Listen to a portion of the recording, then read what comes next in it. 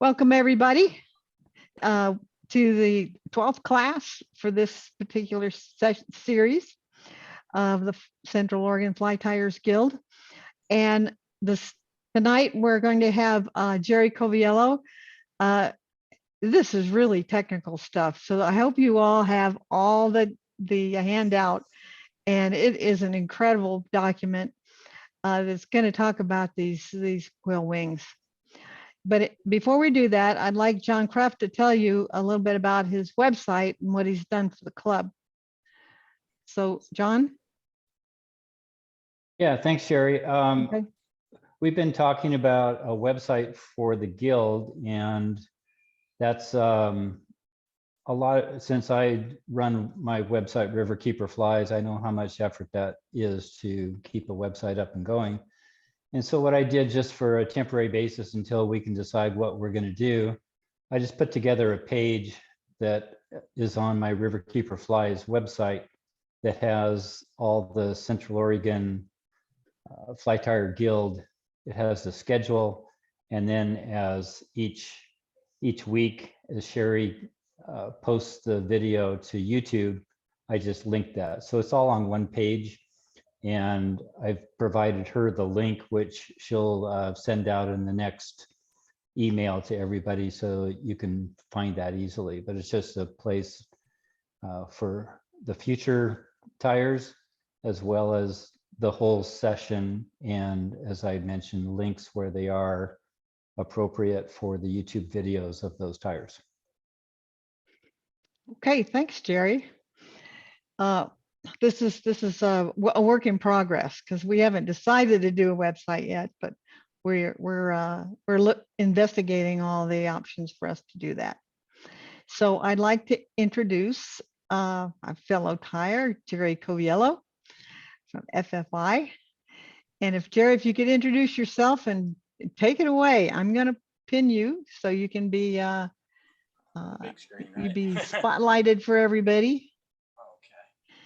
All So right, the show is yours, sir. Thank you. Thank you for inviting me. It's always a pleasure to come on here with the Central Oregon Guild, the Fly Tyers Guild. I'm the fly tying group chairperson for the FFI, involved with the Learning Center and other programs that the fly tying group does.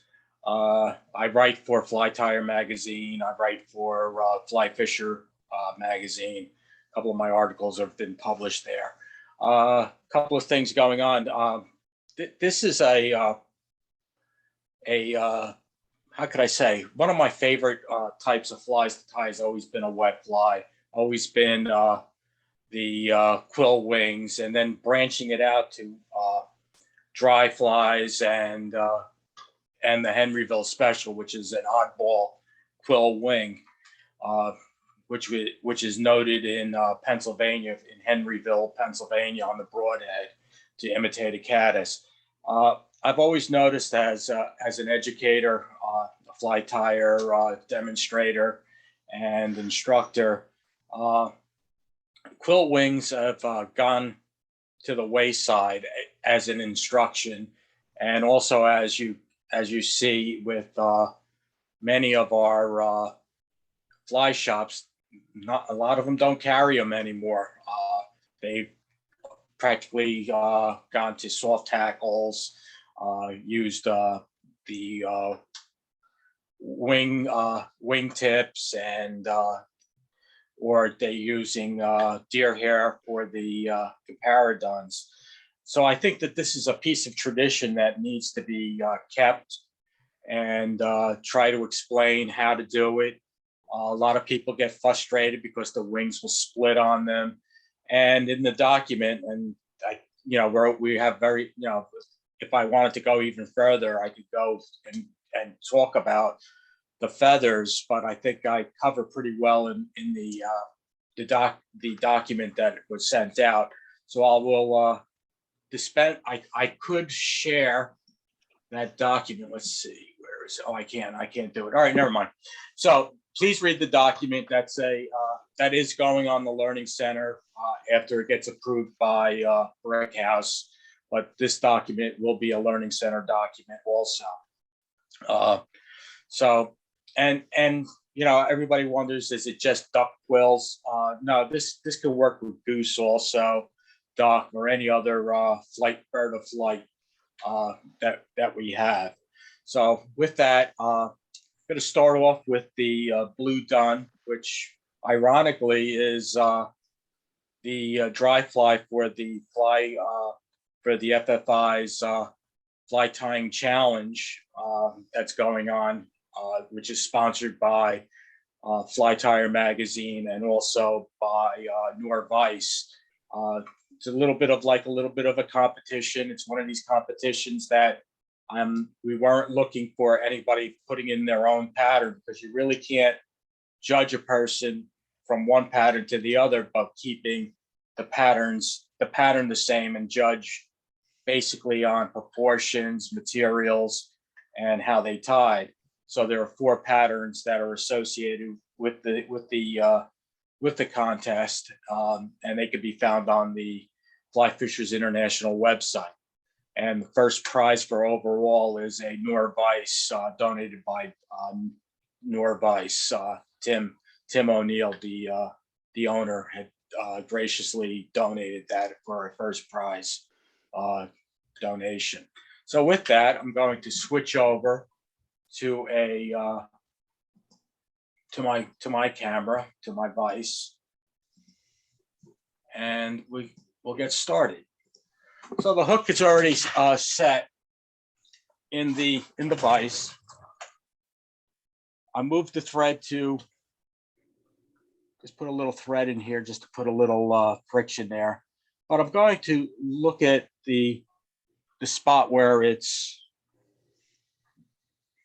almost a quarter, one quarter of the shank is where I'm going to be putting that wing in.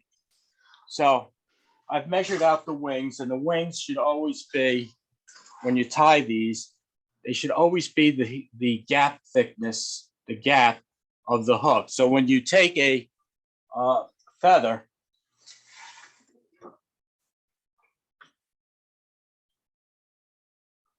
and you take, I'm using dividers, but you could slim out the wing by measuring out the thickness of the gap of the hook. You could either just use the hook itself for it, or you could guesstimate by measuring by taking the feather and measuring it with the hook and start taking slices off. So I'm going to take two left and rights that I already prepared.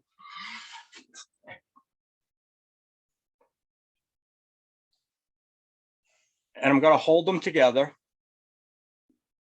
My fingers aren't working 100% right now.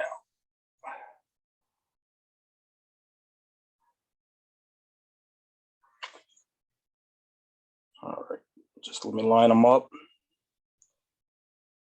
Okay, so I'm going to take and get a V. These are the shiny sides of the feather. They're bending outwards. So I get the V that I'm looking for the natural curvature of the feathers. I will line them up. The wing will be as long as the shank of the hook. I will move it to the tie-in point. Take the thread, put it in between my thumb and index finger. I'm holding the thread between the thumb and index finger. I'm going to let the weight of the bobbin collapse that wing. And I'm going to do this, pull up just a bit. I'm going to do this 3 or 4 times just to make sure that that locks into place.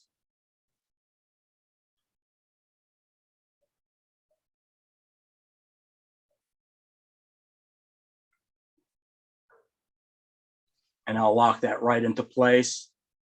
Wings didn't split on me. I can lift this up and put a jam knot in front. The wings will stay.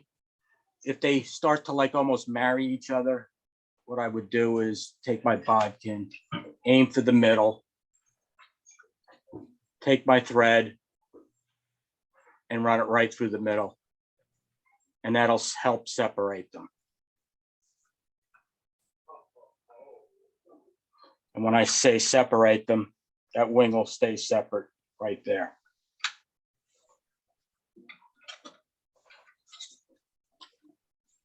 You could do a couple of things. Since I'm working with fur, I could just trim this at an angle for the body.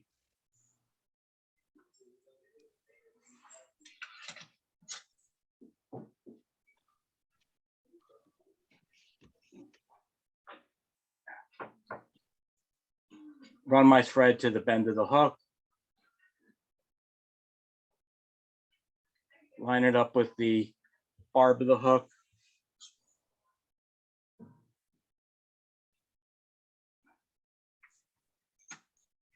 Then I'll put my tail in. Tail is just done hackle fibers. Usually I get the hackle from the side of the neck. I'll measure that.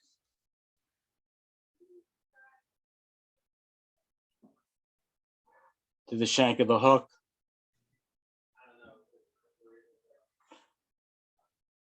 Move that right in to the bend. Pinch loop method. Locking the butts right in. And a little trick from the Catskill tires back where I live. Throw a little loop underneath. That'll help keep the tail up a little higher. Let me take that. One of the things I always want when I'm tying a demonstration, if anybody wants to just ask questions, go right ahead, so that, you know, as I'm tying, a question can come up and we can get right onto it. Okay. Dubbing wise, I use very little to begin with. You could see through it, taking all the guard hairs off the muskrat.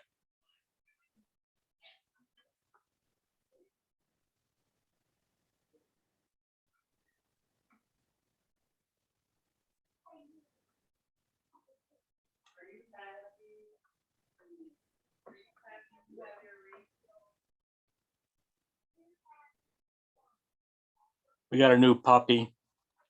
She's 11 months old now. She's been with us about a month. So everybody comes over and plays with her. I'm surprised she doesn't come down to the basement where my tying is. She's afraid of the basement. I'm just, in a way, I'm kind of glad, because my other dog at the time would love to go for my squirrel tails and run off with them when I wasn't looking. So now I'm just dubbing body. I'm going to try to make this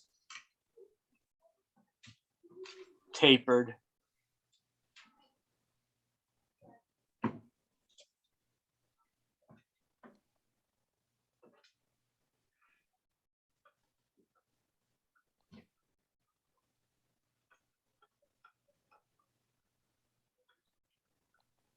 And this is a size 12 hook. Didn't lock.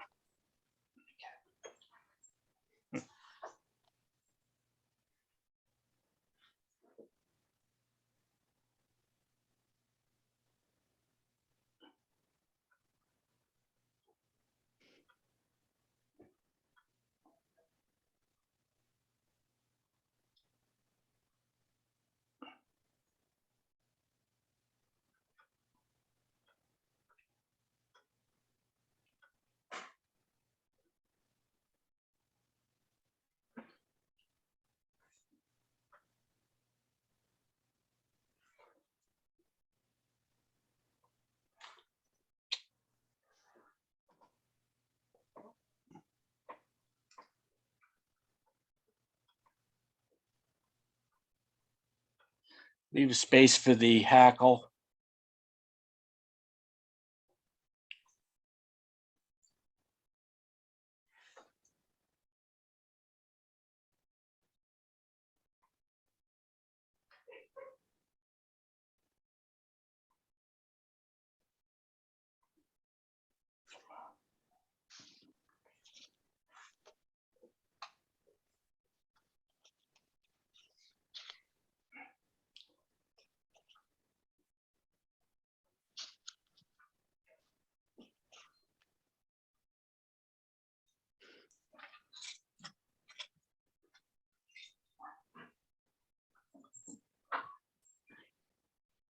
So Jerry, can you talk about the preferences you have for that hackle?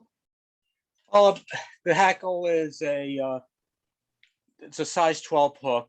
It's a dun hackle, medium dun. I've stripped out as much all the webbiness out. When you start to look at the hackle, there's through the back you could see where the thickness is to where the webbiness is. So I start cleaning that out. I tied it right behind the wing. I left some space behind the wing for that. And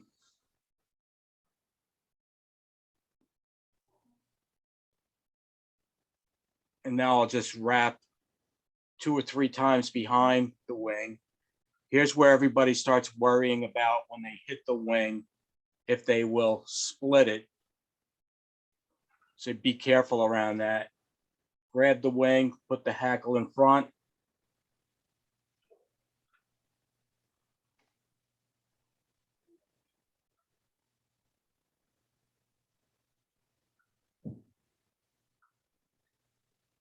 Secure it behind the eye.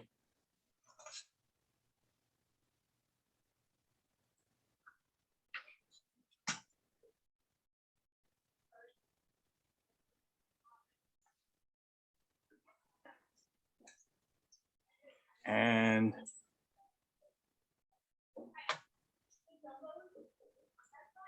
whip finish it front to back.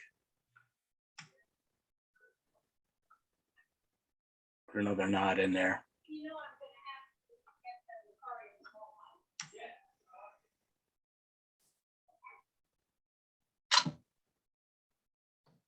I thought I had. Just use the blade of the scissor and it'll come right off.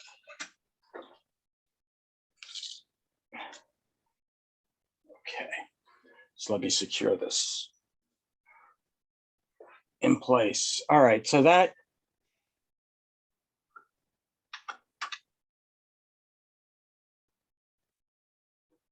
sometimes you can drop a little head cement into there if you want to lock that into place, but that's basically just how to letting the weight of the bobbin is probably the most important part of setting that wing.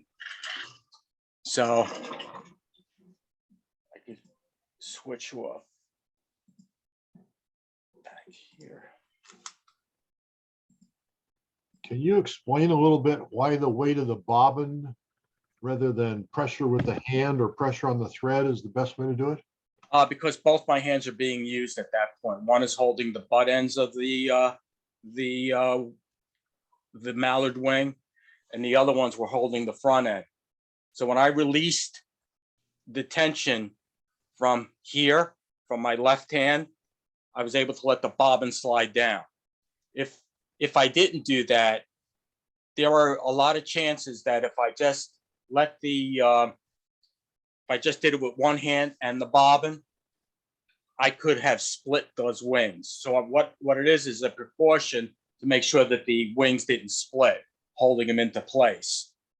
Does that make sense, what I just said? Yes, completely. And you'll see me do that with every one of these 3 flies that I'm going to do. I hold the wing with both hands and I let the weight of the bobbin secure it into place. After I get 3 good wraps of let the pinch loop method, letting the loop slide down, the wing is pretty much in place. I can secure it with 2 or 3 good tight wraps and then put a jam knot in to hold the wings up. Okay. That's good. I don't see any questions in the chat. All righty. So let me switch out flies. Let me put another size 12 hook in.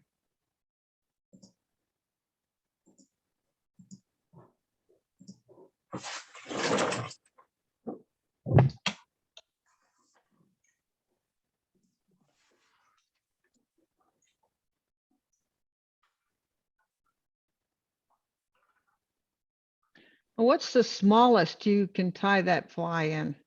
I've done it in 18s. I Okay. haven't got any smaller than that. I'm sure if I really tried, I could, but 18 is about as small as I really have tied them.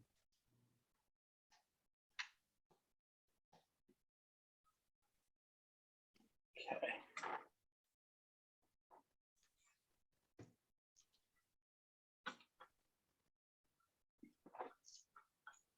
So this is the Henryville Special. It's probably one of it's one of my favorite flies to tie. I'm going to bring the thread right to the bend of the hook.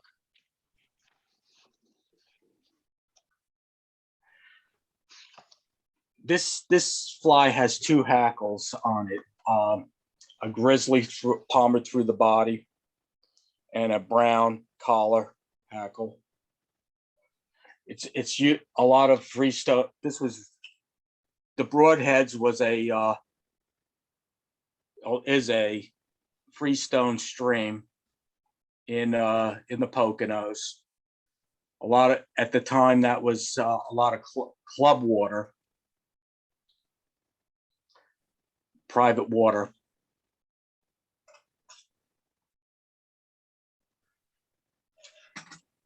So this hackle would go right through the body. So we would end up putting this fly is tied with olive floss.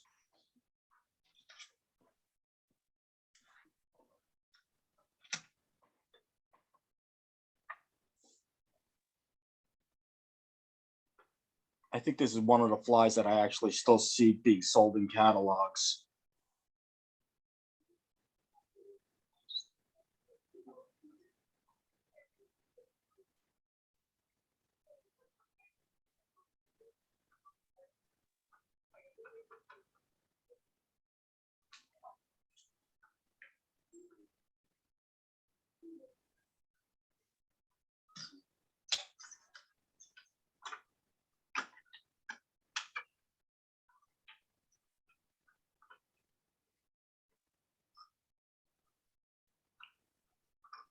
The reason why I'm using the rotary function is just not enough room between the camera and the fly for me to wrap my hands around.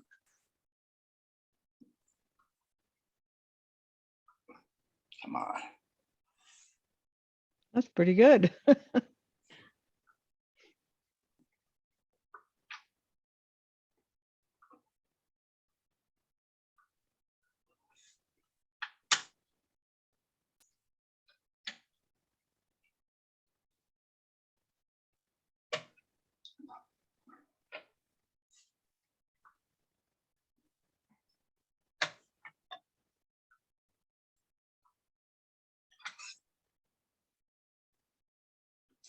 So it was an olive, when they did them, it was an olive body.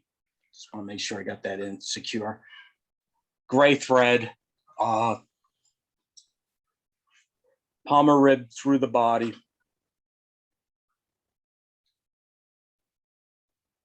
Now the hackle, since this is a size 12 hook, the hackle ends up being a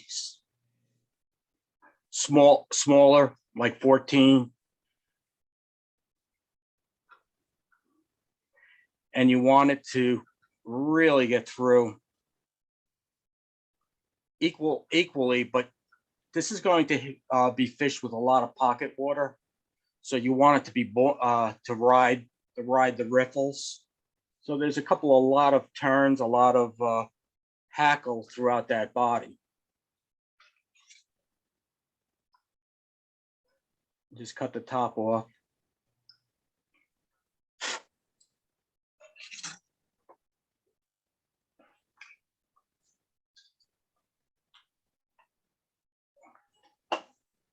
Now, one of the things that this fly had was an underwing of wood duck flank feather.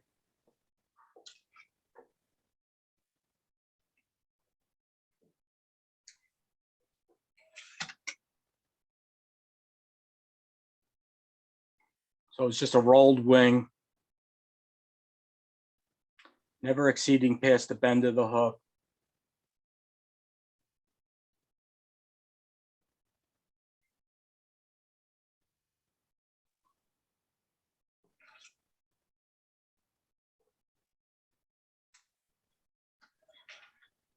And that was also using mallard wing slips in the same way, measured from the gap of the hook. But the trick here is, this was almost like a wet fly setting, but they're splayed out. You put them on each side, really trying not to go past the bend of the hook. So I'm holding it with my index finger against the shank. And I'm coming with the second one, making sure the tips are lined up.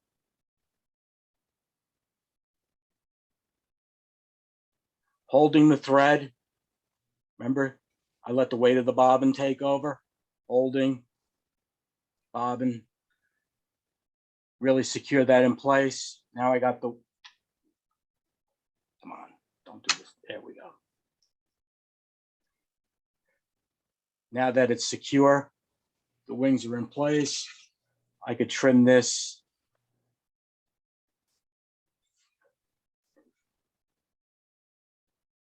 at an angle.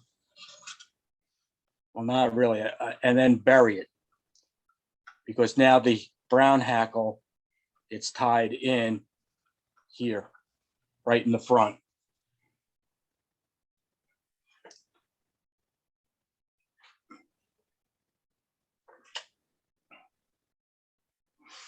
You know, like I said, you see this, even on these browns, they have that pretty, that black line of webbiness in there. So you just want to make sure you've taken all that out. Put it right underneath the shank of the hook, catch it with the thread, secure it in place.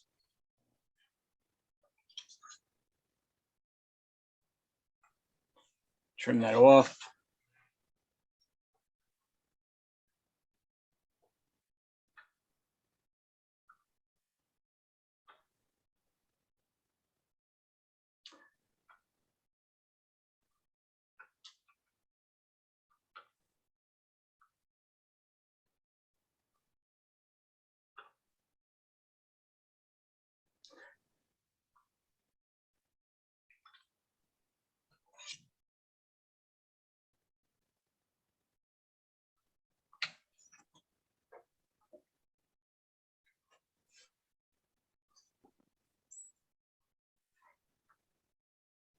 And then whip finish.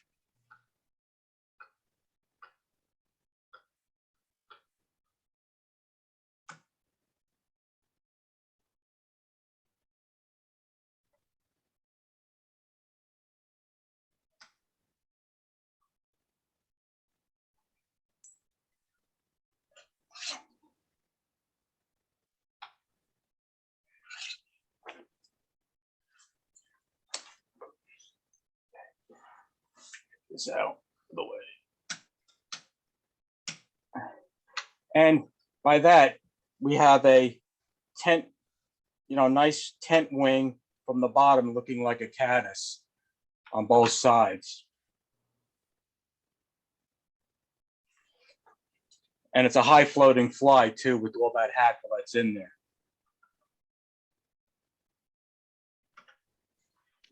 I don't see any questions in the chat. Wow, I'm surprised. Why don't you talk about fishing it? Hey, Jerry, real quick. Yeah. On that mallard wing, did you just cut some slips and kind of roll them together, or did you No. fold them? I Fold took, it? no, they're from a left and a right. No, not the quill, the bronze mallard that you, or the lemon duck that you put back. Oh, to the way wood back. duck, that is rolled. Okay, all right, That is rolled. I rolled that. okay, It's just like if you were going to do a, you know, do the wet fly, you know, how we Yeah. do the quill, you know, dark quill, the light Cahill. Yeah, those are rolled even. Yeah. okay. And the reason why they added that was the caddis on the water when they're buzzing around on top. That kind of gives a fill in between those wings, as if it's giving an illusion of movement. And the hackles being this is a heavily hackled fly, will float on the surface and go through the riffles. Okay. So historically, it was fished upstream, let it float down to you, and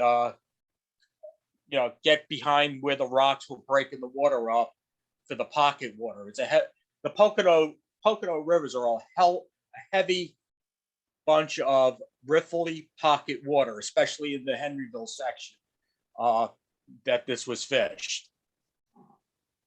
Okay, and honestly, I really like to fish this one, but we all know with mallard wings slips, you get about 4 or 5 fish, and that thing is shredded, and probably fishes even better when it's shredded.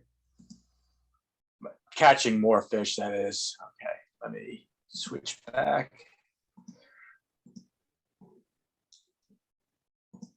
All right.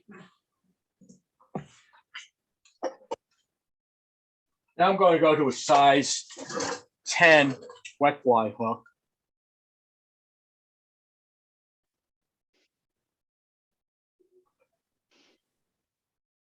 Switch threads to black.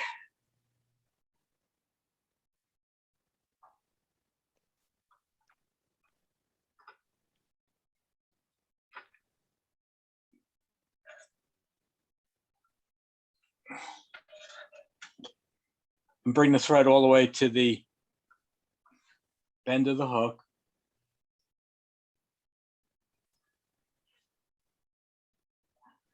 Now this fly has a tag on it. This is the Wing Coachman. In all honesty, it's the first fly I ever used to catch a trout. I think I'd learned to tie first before I learned to fish. And this was one of the flies I learned to tie in a beginner's class, was the Wing Coachman, and exact this size, which was great, size 10, in Long Island on the Conequat. And I'll tell you, to catch a fish that was like 18 inches long, rainbow, for your first fish, your adrenaline kicks in and you go, wow, is it like this all the time? And everybody in the club told me, no, it doesn't work that way all the time. You just got a little indoctrinated. So now that you want to do it more often. So right after that, I ended up not catching a fish for the whole year, but it was pretty cool. So what I did was put a tag on the back end.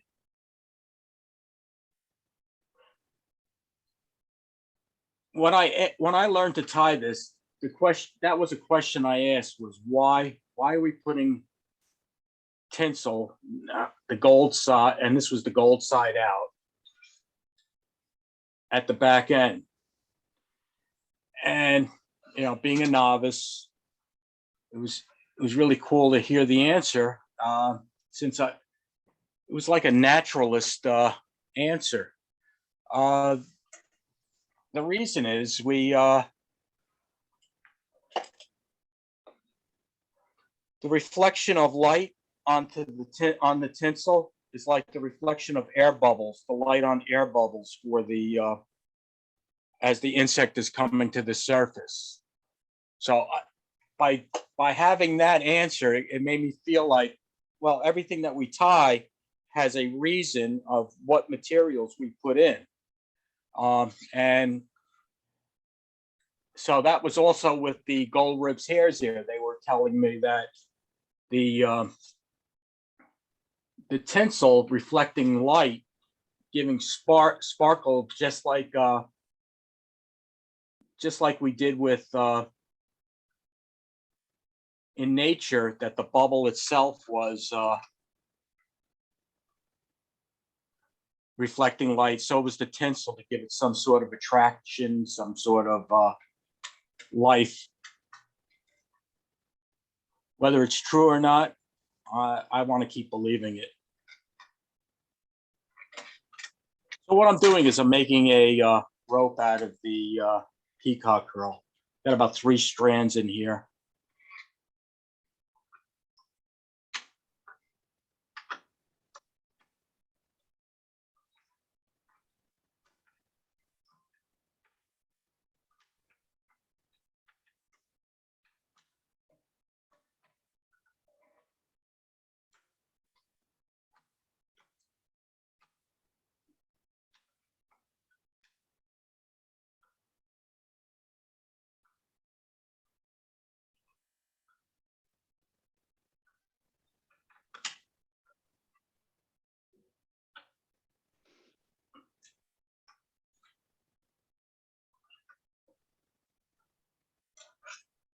So we got the body in.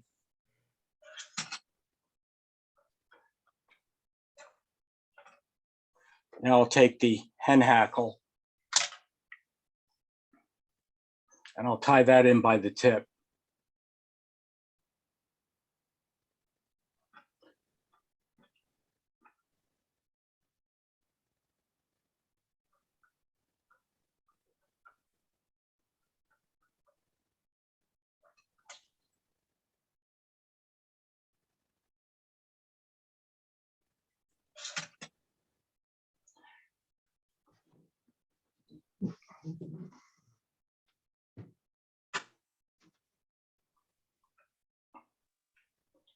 I'll wet my fingers just a bit, and what I'll do is just run them through, almost trying to fold the hackle.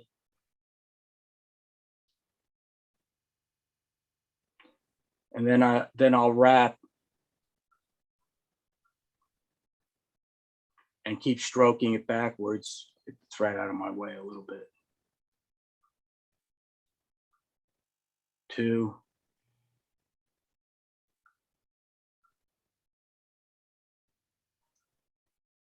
3.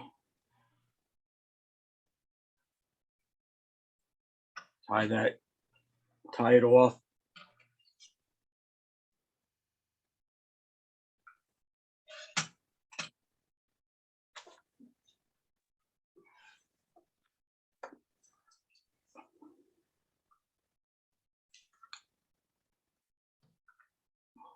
Stroke them downwards like a beard. We got a program camcorder controls, Uh-oh. shutter speed, click OK. There we go. There it goes. I hit the screen. So everybody so what I did was I folded the hackle down Here. and then I threw a wrap in, like having it beard style. Okay.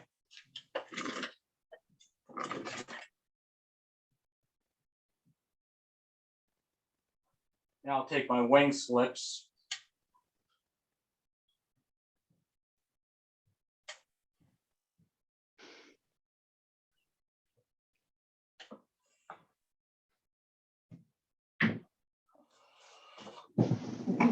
And the same way I did the Henryville Special, it's the same way I'm going to do this, the wet fly. Hold it on the far side.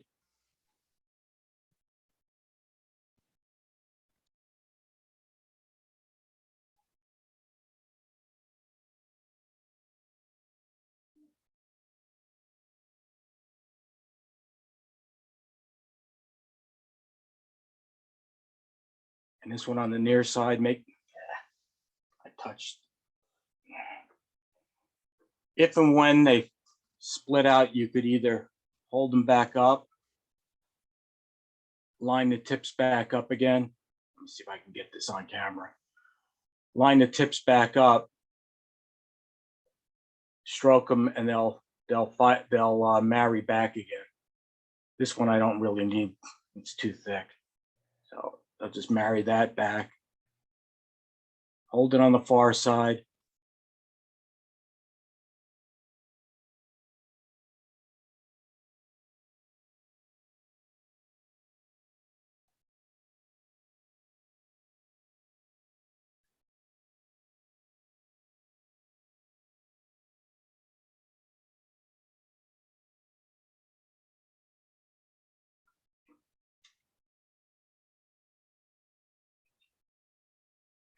So Jerry, when you put that thread up between your fingers and you let it slide down, do you lift up on those tag ends a little bit to help the Yes. crease? Yes. So when you saw me, I mean, that's a great question. I hold it in my hand, put it in between my thumb and index finger, let it slide down, and the weight will pull it down. But as I'm coming back up, I'm pulling that up. Okay. So I just lock it back down. And then once I get it, I will give it a little twist.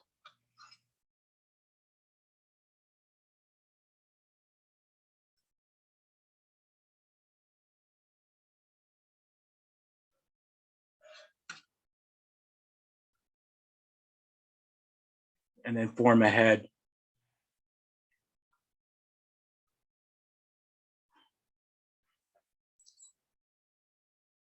Whip finish it.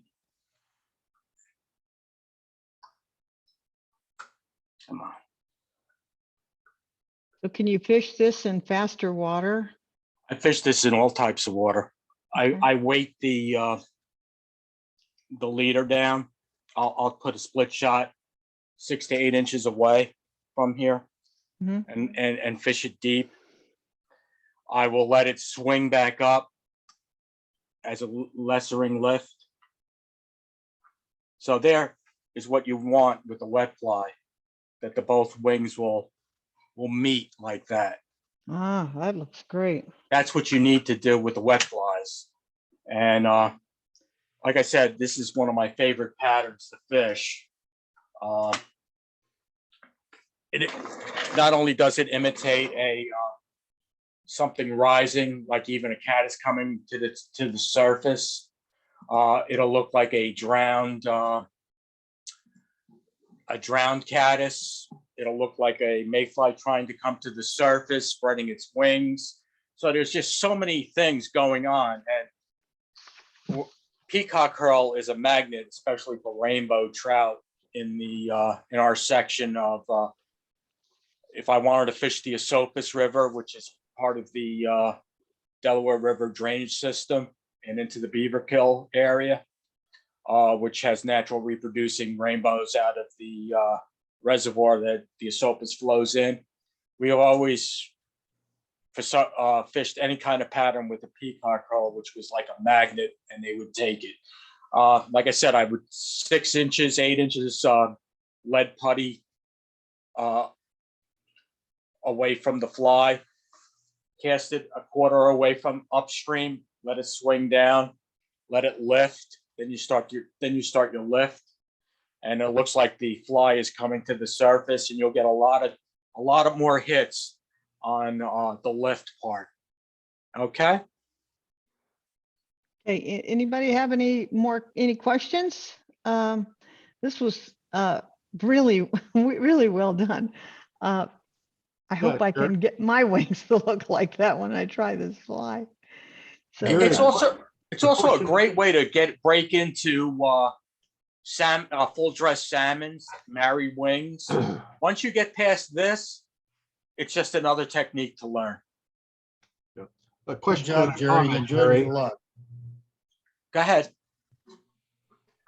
A question and a comment. Have you used your skills with the mallard wing to attempt or to use them on a dry fly like the Swisher and Richards no hackle style? I'm going to be perfectly honest with you. I have tried that fly so many times. I've never been happy with how it comes out. I'm laughing because we're in the same boat. I'm the same way. It just irritates me on how this Sky Stonewall fly tire he looks like he's from Japan. From what I look at, his flies are perfect. When he does those no hackle, the Swisher Richards fly, and I'm like killing myself, going, "What the heck am I doing wrong?" So the next, I think I gotta take look at a couple of his videos and see if he's using softer wing material, because I'm using the flight feathers for these, which are a little stiffer. These are primary wing. I'm wondering if he's using a softer one. So Well, I need, I got lots of good things out of your presentation with having a guide to cut the wings at the right size. But my thought was that when you hold the wing on the Henryville as a single in the back, and then you bring the second one up in front of you, that seems like it should work with a Swisher and Richards style as well. And so I think I'm going to give it a try. I don't know if it's going to work or not, but I'm like you are. Clint, let me know. I really want to know, because I gave up after a while and started tying other things after that. Well, the only reason I'm hot on it is because I've seen people use it in the last couple of years, and they were catching fish when nobody else was. And so it's ringing the bell for me to try to master. Okay. I'm glad Hey, that's it. Jerry, do you have a quill wing there in front of you? A feather? A decent, a nice one that we can look at. I'll look at the ones that I just, Okay, I want to see the inside, the Can you inside see white this? part. Yeah. Okay. If you look at the end of the feather and look from the tip of the feather in at the barbs, you'll see that white thick part that comes off from the rachis. yes. Okay, right where that stops, from there on, that's about the only thing. No, right? You've got to move your finger in. Yeah, there. If you look at the edge of the feather, you can see it's thick, and then it turns to almost nothing. Right. Okay, they take that. That's where they take it, from that real thin point to the tip, because otherwise that thick stuff will split and open up on you. And when I wrote about the document, there is a line, like you. Yeah, that's what I mean. Yes. That line here. Don't ever tie with that, because I've seen a lot of beginners try to tie with this part here. Yeah, you have to. With That's that where no it hackle, you splits. can't. Yeah, It's with that here. no hackle won't work. This Yeah. is where, with all the feathers, with the wet and the dry that I just tied, those quill wings, it's from here to here. Anything past that, if you go to use here, you're done. It's going to Yeah, split well, on you. yeah. Well, it's real important with the no hackle. Okay. I'll give it a shot. I think I tied one or two and I was just never happy. It tied, but it just didn't flare out. You know how that nice wide wing Yeah. was. Yeah, the other, if you can find a video of Mike Lawson ties one very, very real pretty too. And I can't remember, maybe Al can talk to this. I think he ties in one side, then he locks the thread and a half inch, so that he keeps the torque going the same way. Okay. So then you go back the other way with the thread. So your torque is basically, it's either up or down for either one. Maybe Al can speak to that. Sure. Al, you want to talk about that? You know, I don't know about Mike Lawson. I've not watched his video. I've tried a bunch of those in years past, and I've done it both ways, locking one at a time in the other. And the truth of the matter is, when you get the right quill in the right spot, a quick pinch wrap and tighten it up, and it sets in place. And when it starts working for you, I can't tell you what makes it happen. It takes about 100 dozen for it to start working. It's like all of a sudden the light bulb goes on.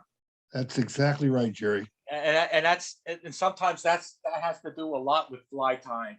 You tie a dozen of them, and then that 13th fly is perfect. And then you go, why didn't I do it for the other 12? You know, then it just kicks in. Well, I think we really like this kind of detail that we're getting in these classes. And this was a big eye opener. One of the participants here said, I think I'm going to try doing this now. I'm not afraid. Oh, John Page said, I'm no longer afraid of wings. Thank you. That's pretty good. So this was a great, is there any more questions for Jerry before we talk about next week's? I got a lot of thank yous in the chat. So the group here is really happy tonight. But so next week on March 10th, John Kreft, if you're still here somewhere, John. He's there. Where are you at? You want to, let me spotlight you. And Remove spotlight. There you go. Talk about your class for next week. You're on Sure, mute. I'm gonna change things up a little bit. Everybody knows that I tie a lot of dry flies, so I chose that I'm gonna teach some nymphs next week. So one of them's a golden stone nymph that's a variant of a Davy McPhail fly that I found, which actually is really effective. And then the second one is Sylvie's caddis. And it's one of the, if you've got some starling around, it's one of the best things to use starling feather for them. Hmm. So I'll show or highlight those two flies. Well, thanks, John. So Jerry, thank you so much for, this is a lot of work to put something like this together. And I think we all really enjoyed it, and I learned a lot, and I'm not afraid to do those wings now either. I love them. So it's one of the things I have always enjoyed, that and marrying them, making the married wings. That it's always been a lot of fun to show off that at a show and have people ask questions while you're tying them. So I enjoy doing this. Thank you for having me. Okay, and hopefully you will like to come back and our next series, it'll start in December. That'd Sounds be good. kind of good. So appreciate it, everybody. Go to the YouTube channel. I should have this video up for you in a day or so, and you can log in and see that. So if you have any other questions, you can always email me and make suggestions on how you like these classes and where you'd like to go in the future. So thank you so much for being here. Thanks, Jerry. Thank you. Thank you, Thanks, Jerry. Jerry. Great job.